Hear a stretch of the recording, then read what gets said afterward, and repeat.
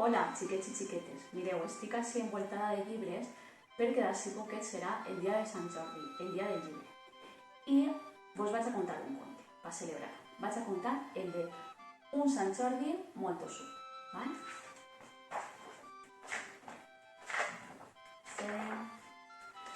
Mireu, de bon matí, Sant Jordi es va ficar l'armadura. I es va ficar l'armadura perquè anava a buscar al drac. I volia lluitar amb ell. Però només li va dir hola, plaf, el drac li va tirar una llamarada i mira, es va quedar tot socarrat. Ostres, este Sant Jordi... Sant Jordi no es va rendir i va dir, vaig agafar dos espases ben llargues i segur que el guanyo. Però mireu què li va ensenyar el drac.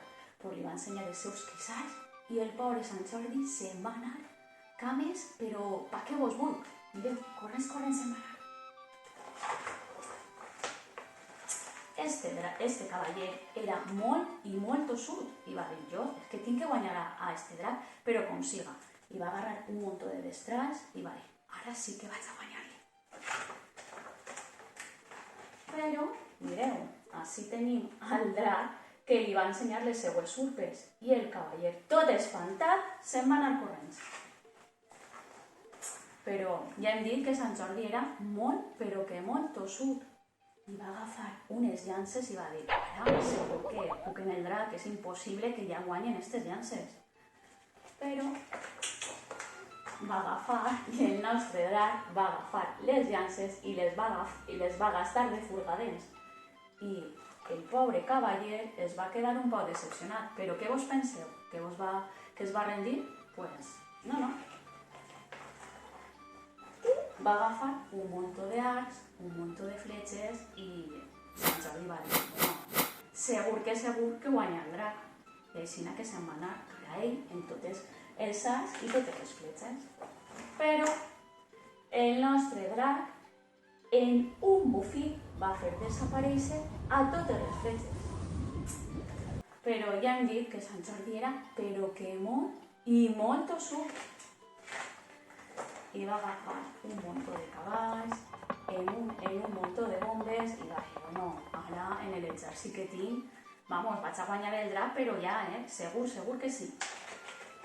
Però el drac va fer buh! I els pobres cavalls se'n van anar, però corrents. A més, no van parar de córrer fins a la muntanya. Bueno, Sant Jordi ja em dic que era molt tossut. I què va fer? Pues ara ja en canyons. Vaig a tirar unes bombes ben grans. Ara segur que guanya a este drac. I el nostre drac va agafar les bombes i se les va ficar de collar. La veritat que Sant Jordi estava ja un poc cansat de lluitar, però era molt tossut. I va pensar una altra cosa. Ara vaig agafar estos gossos que són molt dolents, que tenen unes dents molt grans i segur que poden en aquest drac. Però, com el nostre drac era molt simpàtic, els gossets es van fer amics del drac. Sant Jordi estava que ja no podia més, ja no sabia què fer. Va dir, mira, vaig a veure si amb aquestes flors, en lloc de ser un enemic del drac, vaig a fer-me el seu amic, a veure si així no. I en efecte, el nostre drac li va dir, i ara, senyor Sant Jordi, que estaves tot el rato volent barallar-te amb mi. Jo l'únic que volia és que fores el meu amic.